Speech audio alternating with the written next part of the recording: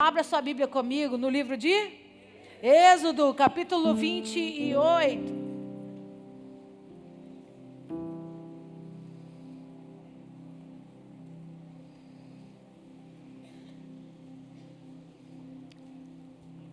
Êxodo, capítulo 28, verso 19.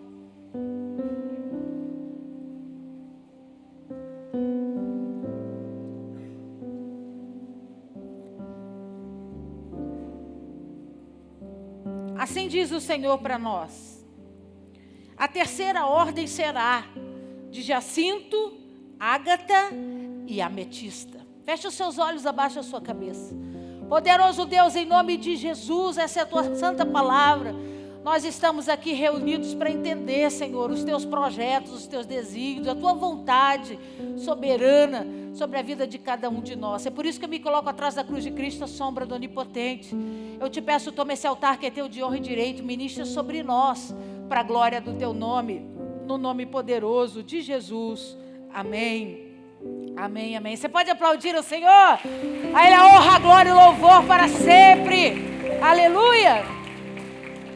Então, nós estamos estudando a herança de Abraão, algo histórico sobre a vida desse pai tão importante, né?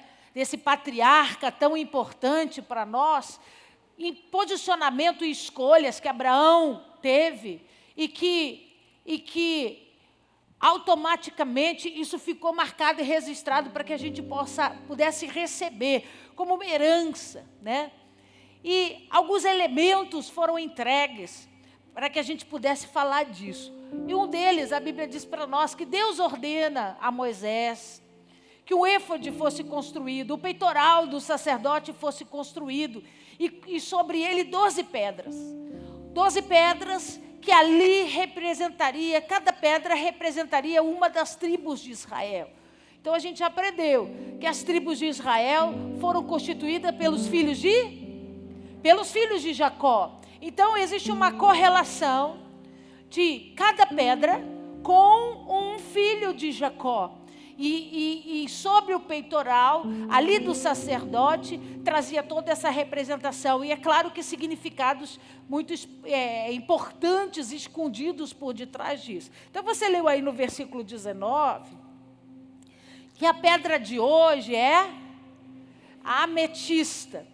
A ametista é um mineral que faz parte do quartzo. Ela tem uma característica ímpar, muito diferente e especial. A parte de fora dessa rocha, bem bruta, mas a parte de dentro dela não é densa. Ela não é como as outras pedras, que você retira um pedaço dela por inteiro. Ela por dentro são vários pequenos cristais em formação. Então, se você corta uma fatia dessa pedra, você não vai ter a parte do meio integral dentro dela.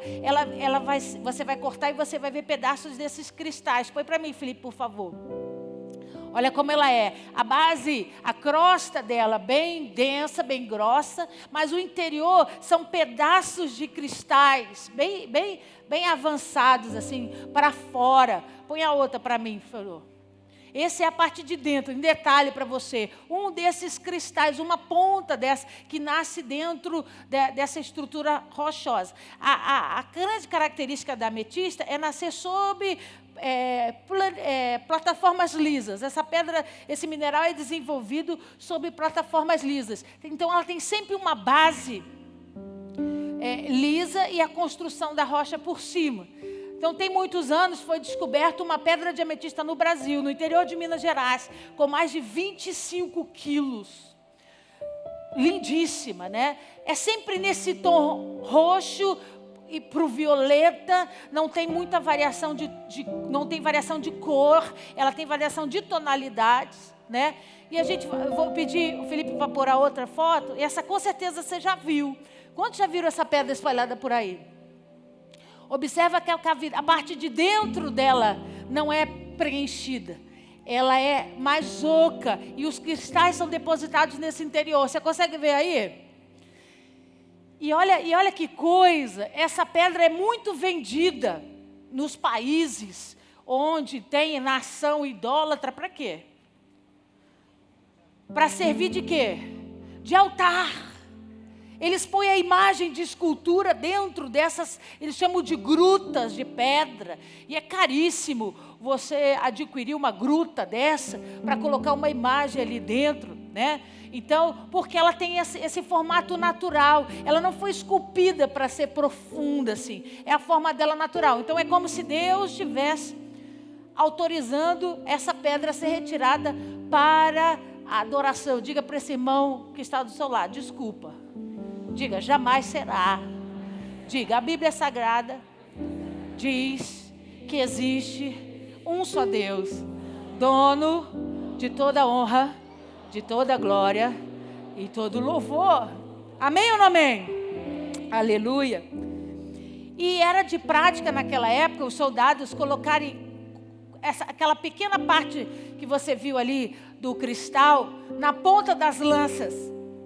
Eles acreditavam que toda vez que eles iam para a luta, para as guerras, e que sobre as lanças estivessem a ametista, o pedaço da ametista ali, aquelas guerras seriam tranquilas, seriam guerras menos sangrentas, menos violentas, acabariam rápido, sem tantas mortes. Era uma cultura de guerra da época, né? Põe para mim, por favor, a definição. Tem aí? A pedra ametista, com o nome de origem grega, ametustos, que significa não intoxicar. A ametista é considerada uma das melhores cristais para libertação de vícios. Olha isso. A pedra tem poder para libertar. Está vendo aí, pastor Mauro? Na verdade, foi desenvolvida dessa forma, por causa da palavra, da tradução dela, que significa não intoxicar. Eles começaram a usar a pedra como amuletos, para afastar pessoas que tinham vícios, né, que se envolviam com coisas que não conseguiam se libertar. Então a ametista se tornou um amuleto de libertação por conta do significado do seu nome. Mas diga assim para mim, pastora, o que isso tem a ver com a escolha de Deus? Deus jamais escolheria para o peitoral do sacerdote algo que fosse profaná-lo, algo que fosse envergonhar o seu próprio nome. O que Deus viu na ametista foi uma pedra que carrega sobre si o significado de tranquilidade. Não que tenha base alguma a ver com a idolatria ou com esse processo, né, grego de mistificar ou trazer sobre a ametista essa responsabilidade da libertação. Deus, quando olha para a ametista, viu uma pedra com características exclusivas, totalmente diferenciadas, onde o seu significado principal era conotação de tranquilidade. Mas a gente sabe que a pedra não estava ali sozinha, ela estava vinculada a uma tribo, ao nome de um dos filhos de Jacó. Então vai lá comigo, por favor. Gênesis capítulo 30.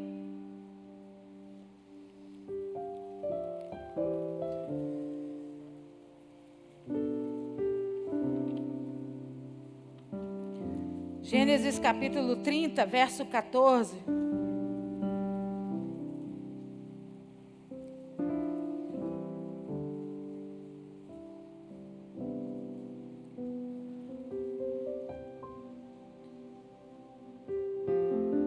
Hoje nós vamos falar qual é a pedra. Mas qual é a numeração dela? É a 9ª pedra, né? Do êfode que nós estamos estudando. Então nós vamos falar do 9º filho de Jacó. Como era o nome dele? Issacar. Issacar foi gerado debaixo de uma história muito interessante e especial para nós. Vê comigo o 49 primeiro, a gente volta no 30. Gênesis 49.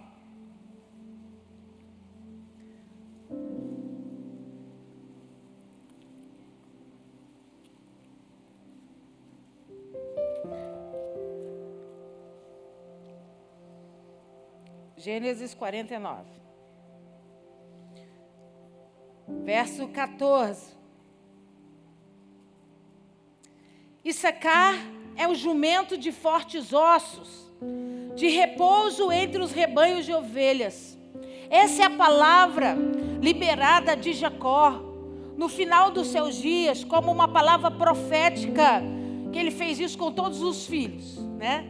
E quando chega na vez de Issacar, Jacó libera uma palavra profética dizendo, observa comigo, 14, Issacar é jumento de fortes ossos, sempre uma linguagem figurativa, né? Que para a gente talvez seja um pouco difícil de compreender, mas para os filhos, para as pessoas que estavam acostumadas a trabalhar com a terra, com os animais, isso era de fácil entendimento. Então Jacó diz assim, Issacar é jumento de fortes ossos. O que ele quer dizer com isso? Ele está debaixo de uma estrutura forte, ele tem um físico forte, ele está acostumado a fazer as coisas por ele mesmo, ele está acostumado a carregar os seus problemas, a resolver os seus problemas. Mas olha o que ele continua dizendo: de repouso entre os rebanhos de... Então observa que existem duas diferenças. Ele começa a descrever Issacar como alguém que tem uma estrutura física forte, que consegue carregar pesos grandes. E eu lembro que eu disse que os ombros falam de força, é sobre os ombros que se carrega o jugo, é sobre os ombros que se carrega as cangas. Então, ele tinha uma estrutura forte fisicamente falando. Mas ele diz assim, ó, de repouso entre os rebanhos de ovelhas. Continua dizendo, viu que o repouso era bom e que a terra era deliciosa, baixou os ombros à carga e sujeitou-se ao trabalho. Então olha o que ele está dizendo, ele tem uma estrutura forte, ele é grande, ele consegue carregar peso, mas ele não prefere os terrenos de guerra. Ele não prefere os lugares onde ele pode se apresentar como viril, como forte, como aquele que resolve as coisas na força. Ele prefere os campos das ovelhas. Ele prefere o lugar de tranquilidade. Ele prefere o lugar aonde ele possa descansar. E ele diz assim, e quando ele descobre esse lugar de tranquilidade, de paz, ele se acha, ele se encontra. Ele diz, quando ele vê que esse repouso é bom e que essa terra é deliciosa, essa terra é boa, essa terra é uma terra frutífera, fértil, ele baixa os ombros à carga e sujeita-se ao trabalho. O que ele está dizendo de Issacar? Vou traduzir para você. Ele é o tipo da estrutura do homem que é forte, que é grande, que tem poder. Olha para o Matusalém, fica de pé aí, varão. Fica de pé aí para os irmãos dar uma olhadinha na sua estrutura forte. Está vendo lá, né? Forte, grande, pode resolver na força, pode resolver por si mesmo, pode resolver sozinho, mas ele não gosta de briga. Aquele ali gosta. Mas ele não gosta de briga, ele quer a tranquilidade, ele quer viver num lugar de paz. Então ele prefere abrir mão da sua característica física, da característica que ele é reconhecido, em escolha para ter paz. Então deixa eu começar a pregar para você nessa noite, na autoridade do nome de Jesus. Quantas vezes é melhor a gente retroceder do que enfrentar situações na história da minha vida e da sua vida, que só vão nos cansar, só vão mexer com nossa estrutura emocional. Nós não vamos ganhar nada com isso. É a forma que a gente tem de mostrar que a gente pode resolver, mostrar que a gente é forte para resolver, quando Deus está dizendo, ei, senta lá no campo das ovelhas. Senta lá é lugar de tranquilidade, lá é lugar de descanso, e lá a terra é boa, lá a terra é fértil. Se delicia na condição de tranquilidade. Quando Issacar descobriu como era bom, a Bíblia diz, ele tira a canga dos seus ombros, ele tira o jugo dos seus ombros, e ele decide não mais ser senhor da sua vida, ele decide servir. Ele diz, ele se predestina. Olha o que ela diz no final. baixou os ombros à carga e sujeitou-se ao trabalho, serviu. O que Issacar estava querendo dizer? Eu fui senhor da minha vida o tempo todo. Eu ia para a guerra, eu ia para a luta, eu fazia, eu acontecia, eu tinha que aparecer, eu tinha que mostrar a minha presença, a minha estrutura, só que eu cansei. Eu não quero mais, é o que eu vou dizer, ser senhor da minha vida. Eu vou abaixar minha canga, meu jugo, e eu vou preferir servir, e ter alguém como o Senhor sobre mim, para governar a história da minha vida, porque Ele me fará andar por terras tranquilas, por águas tranquilas, por caminhos de mansidão, porque eu vou deixar de ser Senhor, para ter um Senhor sobre a minha vida. Você está aí? Diga amém. Mas vamos, agora sim vai lá no 30, no Gênesis 30. Vamos entender, essa foi a profecia de Jacó sobre Issacar, mas vamos entender como que Issacar nasceu. 30, verso 14.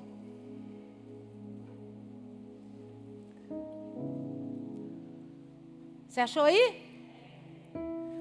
Foi Rúben, nos dias da ceifa do trigo, e achou mandrágoras no campo, e trouxe-as a Lia, sua mãe. Então disse Raquel a Lia: dá-me das mandrágoras do teu filho. Respondeu ela: achas pouco o me teres levado o marido? Tomarás também as mandrágoras de meu filho? Disse Raquel: ele te possuirá essa noite, a troco das mandrágoras de teu filho. À tarde, vindo Jacó do campo, saiu-lhe ao encontro Lia e lhe disse: essa noite me possuirás, pois eu te aluguei pelas mandrágoras de meu filho. E Jacó naquela noite coabitou com ela. Ouviu Deus a Lia, ela concebeu e deu luz ao 5º filho. Então disse Lia: Deus me recompensou, porque dei a minha serva a meu marido, e chamou-lhe de Issacar. Então olha aqui para mim, o que aconteceu? Rúben, o mais velho, o filho primogênito de Lia, vai para a colheita. A Bíblia diz, ele vai para um campo de trigo. Enquanto ele está colhendo as espigas de trigo, ele observa que naquela região existe uma planta chamada mandrágoras. Muito rara de encontrar, muito difícil de encontrar, e exatamente por conta disso, muito cara. Por quê, pastora? Porque ela era conhecida debaixo de uma função. Para os feiticeiros, era um elemento importantíssimo para fazer feitiço para ambos os sexos, tanto masculino quanto feminino, para a fertilidade. Usavam da mandrágora para fazer feitiço, para que homens ou mulheres se tornassem férteis. E na prática da ciência comum, né, vamos dizer assim, da parte da farmácia da antiguidade, a mandrágora era usada como a pílulazinha azul é usada hoje. Você riu, você sabe da pílula, né? É usada na função, né? Na função de ser afrodisíaco, do negócio dar uma esquentada. Então, quando Rúben traz, ao invés das espigas de milho, ele traz as mandrágoras. A Raquel ficou doida. O que a Raquel pensou? Meu Deus, vai que eu preciso das mandrágoras para poder gerar um filho com Jacó. Vai que se eu tomar um chá dessa bodega, o Jacó e a gente tem uma noite especial e eu possa gerar filhos dele. Raquel surtou e chegou para Lia e disse: eu quero as mandrágoras que Rúben pegou. E aí a Lia disse para ela assim: não, de jeito nenhum, você já tem o meu marido, você já tem o amor dele. Porque isso era explícito, Jacó deixava claro, ele amava Lia, mas ele amava muito mais Raquel. Então ela disse: você já tem o amor do meu marido, você já tem o coração dele, você ainda quer as mandrágoras? E a Raquel disse: eu quero as mandrágoras, e eu estou disposta a trocar elas por Jacó. Irmão, se esse negócio pega. Leva o meu marido que não serve para nada, mas me dá uns remedinhos. Foi isso que ela fez. Ela falou, eu troco as mandrágoras pelo Jacó. E a Lia disse, então tá bom. Então a partir hoje à noite, Jacó vai se deitar comigo. E você vai ficar com as mandrágoras. Põe para mim, por favor. Olha que bagaceira. Não ri não, irmão. É a raiz, né? O caule da mandrágora tem uma estrutura. Tem uma estrutura em forma de corpo mesmo.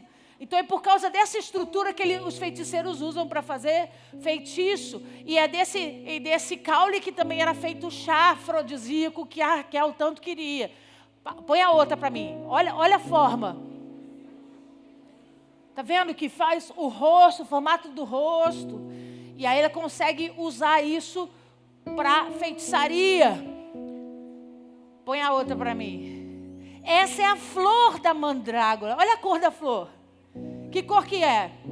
É a mesma cor da ametista. É o roxo, né? O violeta, o roxo. É a mesma tonalidade da pedra que nós estamos falando aqui. Então, essa mandrágora chega na mão de Raquel. E Raquel pensa assim, então agora, Xaragandaia. Agora eu vou fazer um chá. Jacó vai subir pelas paredes. Nós vamos gerar um bebê lindão. Enquanto Lia falou assim, tudo bem. Eu te dou as mandrágoras, mas o Jacó é meu.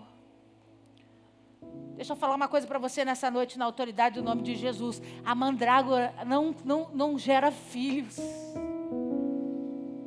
O único que tem poder de fazer isso é o Espírito de Deus. Lia tinha tido uma sequência de filhos. De repente ela para de gerar. Ela entra num desespero grande. Aí o que ela faz? Ela coloca a sua serva para gerar no lugar dela. Como era o nome da serva de Lia? Zilpa. E bota Zilpa para gerar. Só que no momento, quando Raquel prefere o chá afrodisíaco, vou falar assim, porque mandrágora é horrível esse nome, né? Quando Raquel prefere o chá afrodisíaco do que o varão dela, a Lia toma posse do Jacó e diz, é hoje. É hoje que ele vai dormir comigo. E eu vou conceber. E olha o que a Bíblia diz para nós. Lê aí com carinho. Versículo 16. À tarde, vindo Jacó do campo, saiu-lhe ao encontro Lia e lhe disse, essa noite me possuirás, pois eu te aluguei pelas mandrágoras de meu filho. E Jacó naquela noite coabitou com ela. Versículo 17. O que está escrito aí? O que está escrito aí? De novo. De novo. De novo. O que Deus ouviu de Lia? Eu prefiro Jacó do que qualquer artimanha natural. Eu prefiro Jacó na minha cama como meu marido, do que tentar qualquer outra coisa. Eu quero o meu marido. Eu quero aquele pelo qual eu fui designada como esposa. Eu quero me relacionar com ele. Eu quero dar a ele um filho. O versículo 17 diz assim, então ouviu? Deus ouviu a Lia. Naquele momento não importava que a Lia não estava gerando mais. Naquele momento não importava que a Lia tinha se desesperado, tinha dado Zilpa para gerar algumas crianças. Antes desse momento, nesse momento, Deus olha para Lia e diz, Lia, você escolheu o caminho certo. Você escolheu a dependência de um Deus que pode operar milagres sobrenaturais. Deus ouviu Lia. Deus está dizendo para você nessa noite, não precisa mexer com nada que não esteja debaixo da mão do Altíssimo. Quando o poder do Espírito te envolver, vai chegar a tua hora. E aí, a Bíblia diz assim, ó, acompanha comigo. Eu fico imaginando, vamos abrir o parênteses, a cara do Jacó, a Lia chegando e falando para ele, eu te aluguei. Falou? Tá pago. Paguei. não foi dinheiro, mas nós trocamos mercadoria. A mandrágora foi para Raquel e você vai ficar com a mamãe aqui. A cara do Jacó nesse negócio, né? Aí continua lendo. Versículo 17. Ouviu Deus a Lia. Ela concebeu e deu à luz ao 5º filho.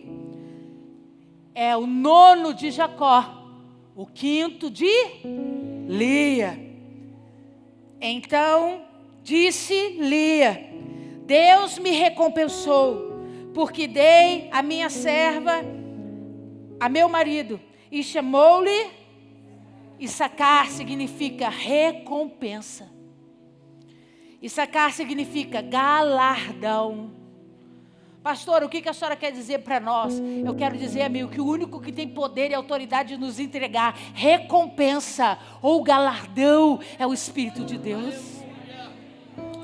Por mais que você tente fazer, por mais que você tente dar o seu jeitinho, não vai resolver.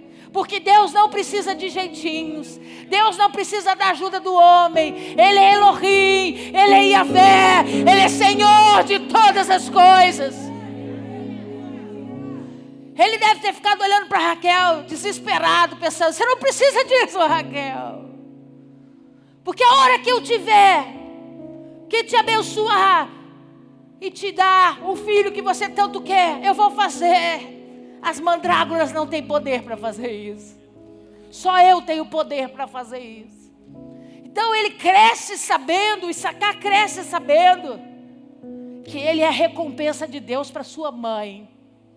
Que ele é uma recompensa de Deus para a fé da sua mãe daquele dia. E eu quero declarar sobre você nessa noite, na autoridade do nome de Jesus: a recompensa do Senhor está disponível para aqueles que creem no nome dEle. E aí, quando chega perto da morte de Jacó, que ele reúne os seus filhos, ele chama Issacar e diz assim: tu é um jumento forte, você parece um Matusalém. Forte. Não, você não. Você é GG mesmo. Entendeu? Parece um Matusalém. Forte. Gosta de resolver as coisas. Tem aparência, choca. A pessoa chega, você olha e diz assim: meu Deus, não quero confusão contigo não, irmão. Fica na paz do Senhor aí. Mas isso é só uma casca. Porque quem conhece Issacar de verdade sabe que ele corre da briga. Quem conhece Issacar de verdade sabe que ele corre da briga porque ele quer os campos verdejantes da tranquilidade. Ele quer ficar misturado com as ovelhas, desfrutando de uma terra fértil. E por entender que ele pode viver essa experiência, ele abriu mão de ser senhor da sua própria vida, para ter um senhorio sobre si mesmo. Sabe quem que era da tribo de Issacar? A profetisa Débora. Quando as terras foram distribuídas, cada pedaço para uma tribo, a tribo de Issacar ficou com o vale de Jezreel. Põe para mim, Felipe, quando você for comigo para Israel, eu vou levar você lá. O vale de... Aqui nós estamos no Alto do Carmelo, essa foto foi tirada do Alto do Carmelo. Essa parte de baixo aqui toda colorida, tá vendo? É o Vale de Jezreel. E tá vendo algumas árvores aqui no pé do monte? Tá vendo aqui? Dá para você ver? Umas árvores verdes mais escuras aqui embaixo. São tamareiras.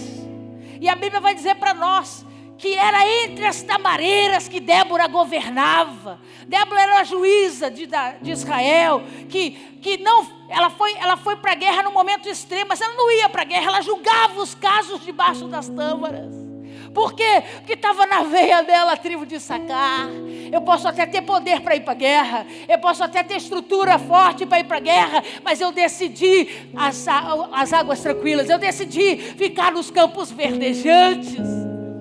Débora governava como juíza, trazia palavras sobre o povo de Deus, dava orientação. E em uma situação específica o profeta chegou lá e disse: se você não for, eu não vou. Ela disse: eu tenho que ir, é sério? Porque não era costume dela ir. E ela vai, acompanhando o profeta nessa guerra tão especial para Israel. O que a senhora quer dizer? Que essa era a estrutura da tribo de Issacar. Viver em lugares de terra extremamente fértil. Tinham todos os tipos de frutas, pastos onde podiam circular rebanhos inteiros ali. Um vale, uma planície, amigo. Esse era o pedaço de terra que Deus tinha dado à tribo de Issacar. Pastora, por que Deus uniu a ametista à tribo de Issacar e colocou sobre o peitoral do sacerdote? Porque Deus estava dizendo sobre a pedra da tranquilidade e sobre aquele que abriu mão de ser senhor e decidiu ser servo, ter alguém sobre a sua vida. Só existe um comando que governa ambas as coisas: o poder e a transformação do Espírito Santo do Senhor.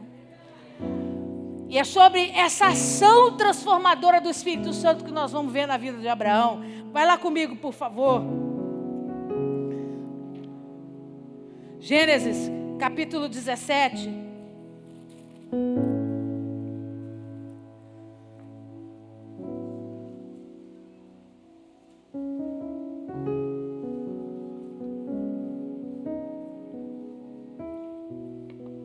Gênesis 17, versículo 1.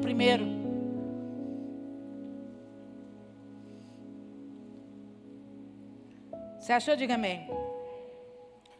Quando atingiu Abrão a idade de 99 anos, apareceu-lhe o Senhor e disse-lhe: eu sou o Deus Todo-Poderoso, anda na minha presença e ser perfeito. Farei uma aliança, diga farei, entre mim e te multiplicarei extraordinariamente. Prostrou-se Abrão, rosto em terra, e Deus lhe falou: quanto a mim, será contigo a minha aliança, serás pai de numerosas nações. Abrão, já não será o teu nome, e sim Abraão, porque por pai de numerosas nações te constituí. Far-te-ei fecundo extraordinariamente, e te farei nações, e reis procederão. Deus chega para Abrão. A Bíblia diz que Deus aparece para ele. Abrão tinha quantos anos? 99 anos de idade. Deus chama Abrão e diz para ele: eu tenho algo para você. Deus diz assim, primeiro ele se apresenta: eu sou o Deus Todo-Poderoso. Anda na minha presença e ser perfeito. Ele já começa dizendo: para entregar aquilo que eu vim para fazer, eu preciso que você continue a partir dessa conversa. Você não pegou. Para que eu possa me manifestar como Deus Todo-Poderoso na sua vida, Abrão, eu preciso que você dê continuidade além desse momento agora. Eu preciso que você permaneça na minha presença e seja perfeito. Deixa eu começar a pregar para você nessa noite na autoridade do nome de Jesus. Não basta a visão de Deus chegar até você. Você tem que continuar na presença dEle. Não basta a visão reveladora de Deus chegar se você não tomar um posicionamento de continuidade. Ele disse: eu vim para me manifestar a você, Abraão, mas fica na minha presença e ser... então desculpa, deixa eu falar. Deus é amor, Deus perdoa, Deus é Deus de misericórdia. Deus é um Deus que salva, que resgata, que transforma, que liberta. Mas Ele quer homens que busquem a perfeição no seu nome. Ele quer homens sim, que briguem pela santidade, pelo compromisso, pelo posicionamento, pela hombridade dos seus próprios nomes. Senão Ele tinha dito para Abraão: anda comigo e continua sendo a pessoa que você é, porque eu te amo de qualquer jeito. Ele amava Abrão. Ele sonhou com o destino para Abrão, mas ele não queria Abrão do mesmo jeito. Ele não queria que Abrão continuasse da mesma forma. Aí olha o que acontece. Lê comigo aí. Ele diz: farei uma aliança entre mim e te multiplicarei Ele diz o quê? Lê o verbo aí. Ele diz farei. Lê aí, versículo 2.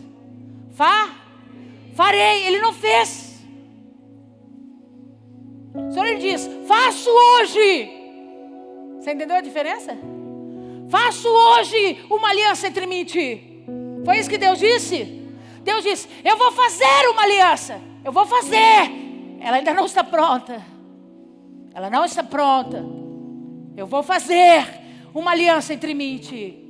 E aí Deus diz, e te multiplicarei extraordinariamente. Agora lê o versículo 3. Prostrou-se Abrão, rosto em terra, e Deus quando Deus fala com Abraão, ele diz, eu sou o grande Deus poderoso, e eu vim aqui entregar uma visão para você. Eu preciso que você dê continuidade para que isso seja uma realidade. Fica firme na minha presença, ser perfeito. Ele diz, porque eu vou fazer. Tudo está condicionalmente ligado uma coisa a outra. Todos os textos da Bíblia Sagrada, quando Deus declara grandes transformações, ele diz assim, você quer andar sob o edito de Deuteronômio capítulo 28? Você quer ser uma bênção na entrada e na saída? Você quer que seus celeiros sejam fartos? Você quer que as suas mãos abençoem? Você quer emprestar e não mais pedir emprestado? Ele diz, então me obedeça. Todas as bênçãos de Deuteronômio 28 estão vinculadas a um posicionamento de obediência. Por quê, pastora? Porque ele tem uma aliança para fazer, ele ainda não fez. Vira para esse irmão que está ao seu lado e diga para ele, só depende de você.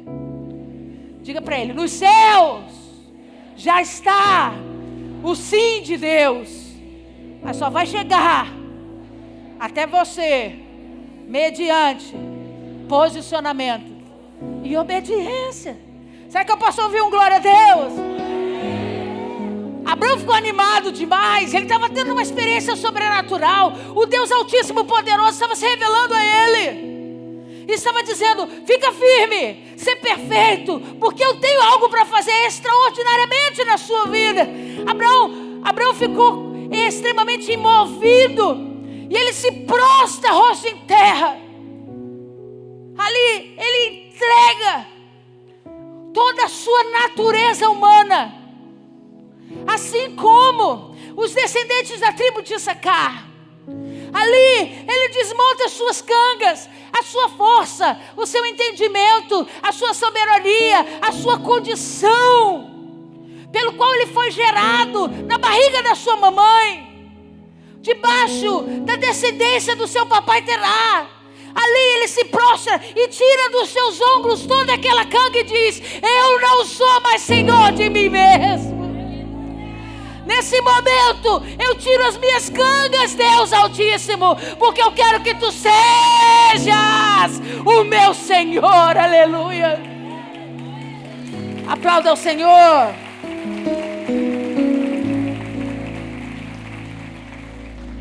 Ele se prostra e Deus olha e gosta. Olha o que Deus fala. Quanto a mim, versículo 4, será contigo a minha aliança, será pai de numerosas nações. Abrão já não será o seu nome, e sim Abraão, porque por pai de numerosas nações te constituí.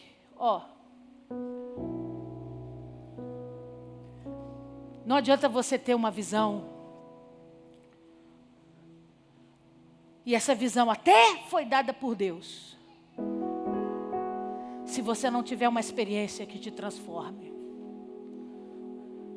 Eu conheço muitos homens que estão seguindo a visão, mas estão ausentes de uma experiência com o Espírito de Deus. Por quê, pastora? Porque depois de determinar a visão, depois de determinar a aliança que Deus tinha para fazer com Abraão, ele disse, hoje a sua vida vai mudar. Porque eu não posso cumprir em você desígnios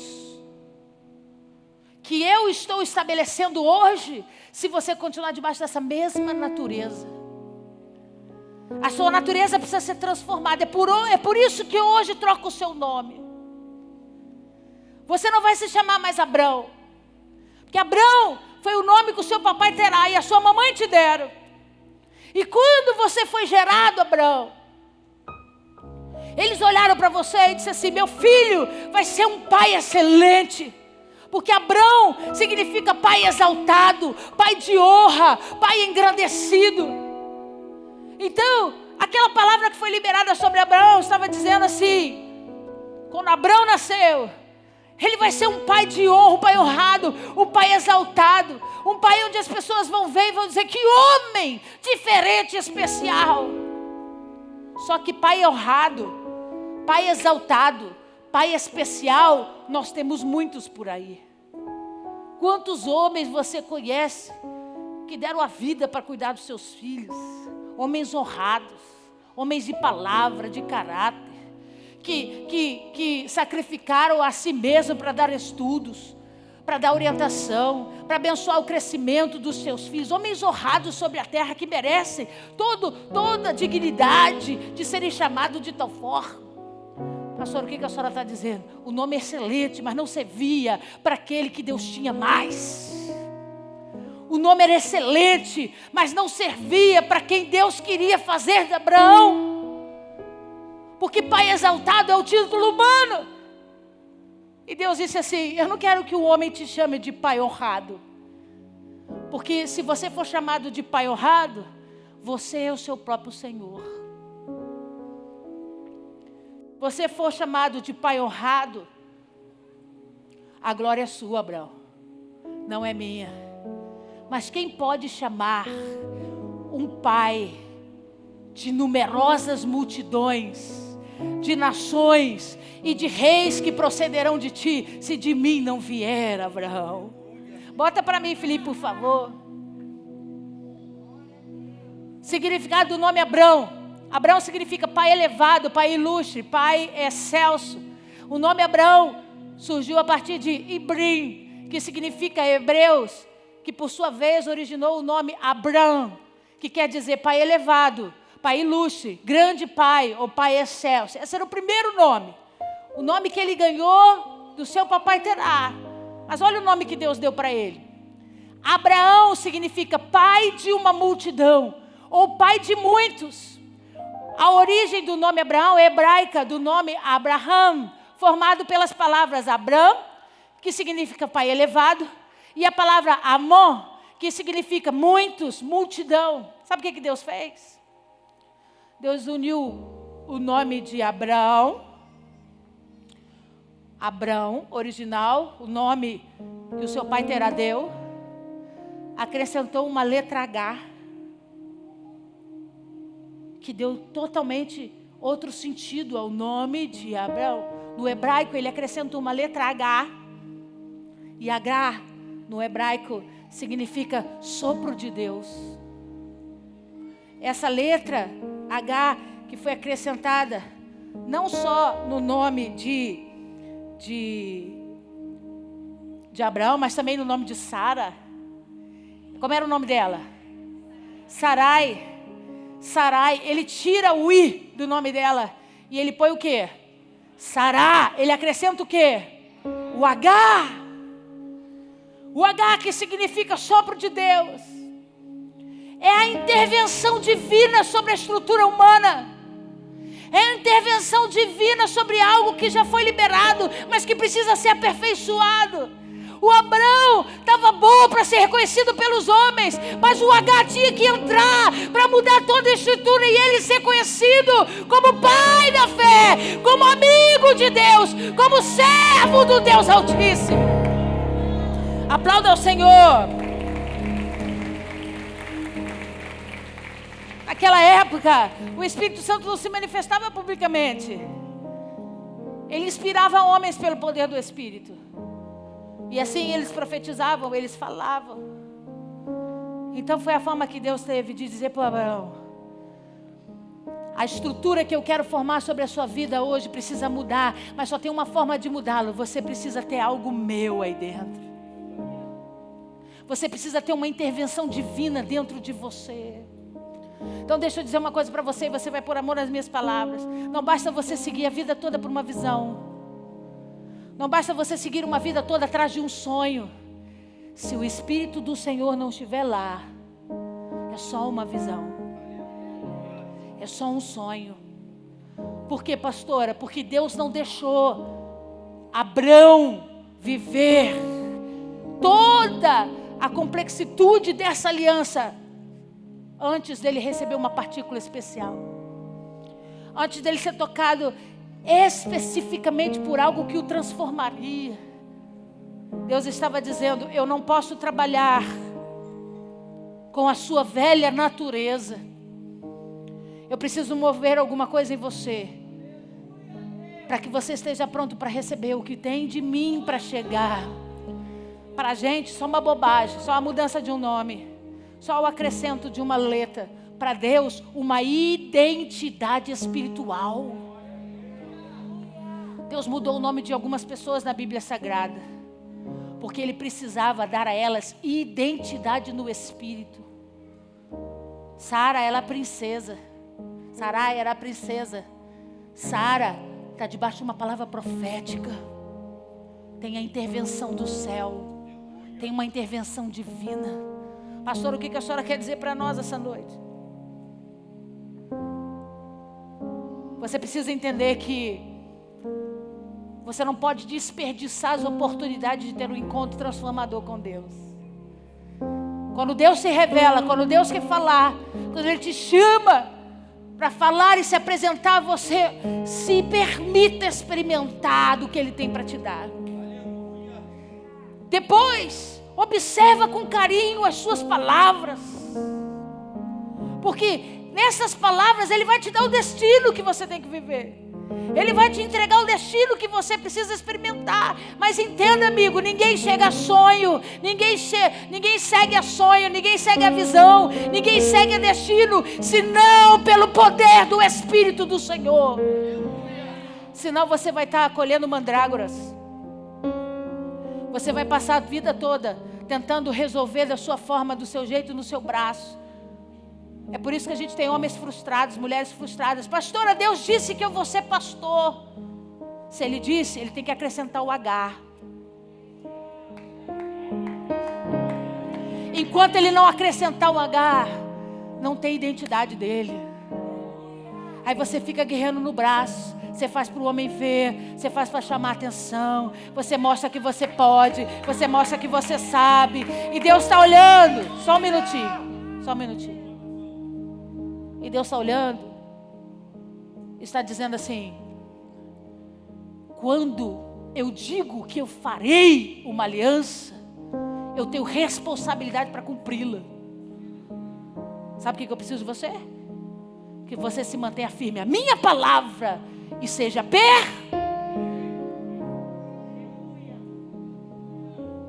com a interferência de Deus,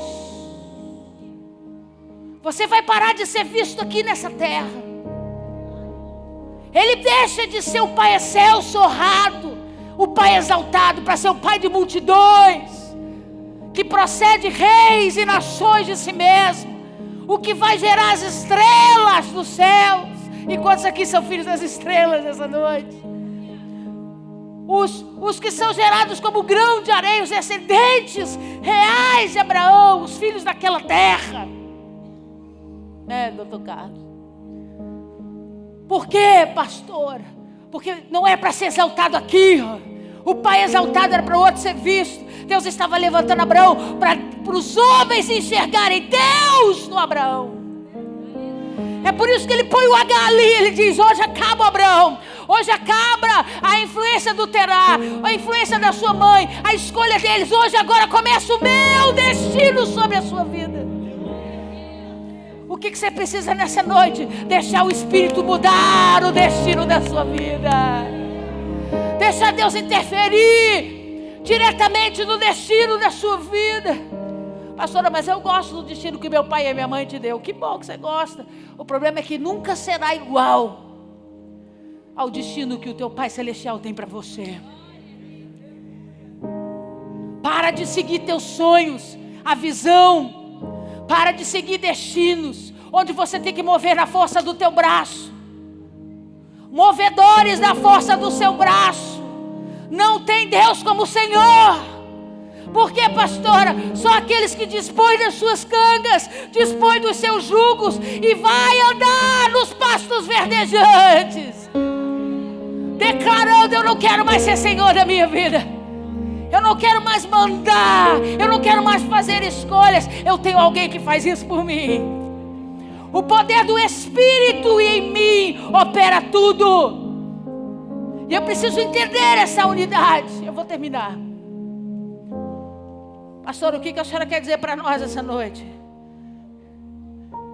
Essa geração não pode ser uma geração que vai ter a ausência da ametista sobre o éfode. Por quê, pastora? Porque ela se acha madura o suficiente para andar sozinha e não permite a intervenção de Deus.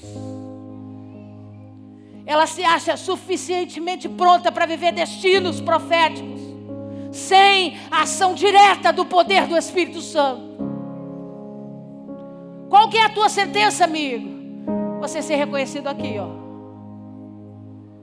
nessa natureza. E a Bíblia diz para nós o tempo todo que a gente precisa aprender a exaltar o outro mais do que a nós mesmos, nos colocando sempre na posição de servos. Eu preciso da ametista sobre o meu peitoral essa noite, porque eu preciso abrir mão das minhas guerras.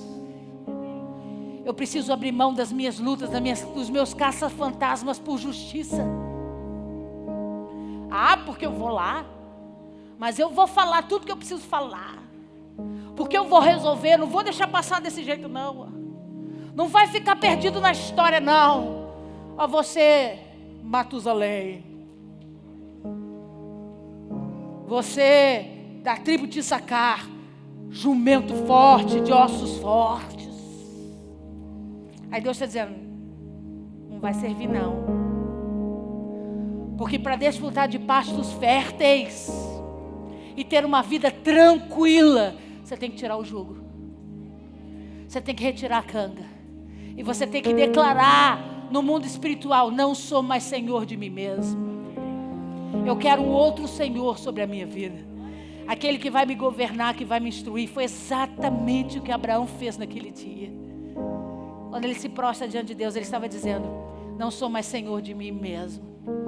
Tudo que o Senhor fizer, Senhor, toda a direção que o Senhor me der, eu estarei aqui para cumprir e obedecer. Porque eu quero viver o destino que o Senhor me deu, debaixo de uma transformação que veio do céu para mim.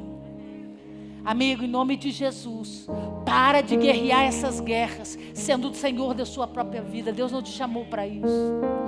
A pedra que veio para o seu éfode representa a presença do Espírito Santo. A fagulha, o H, que precisa entrar na história da tua vida para mudar o rumo. O H de Deus, que precisa entrar para te dar um outro caminho para ser seguido. Para você ser honrado, para você ser próspero, para você viver uma vida de paz, de tranquilidade, mas porque Ele governa sobre você, porque Ele comanda a história da sua vida, porque tem uma partícula dele dentro de você. E quando você se move sobre a terra, quando você anda sobre a terra, Ele olha e diz: ah lá, tem a minha partícula, está conquistando, está prosseguindo, está caminhando, porque eu estou nele. Fique de pé no seu lugar.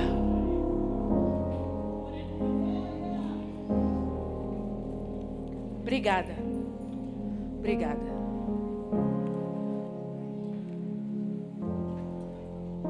Pastor, eu já tenho o Espírito Santo. Eu não estou falando do batismo.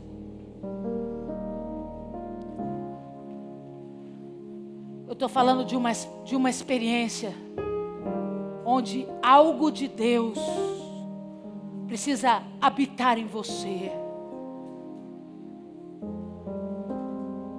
Abraão jamais viveria a sua história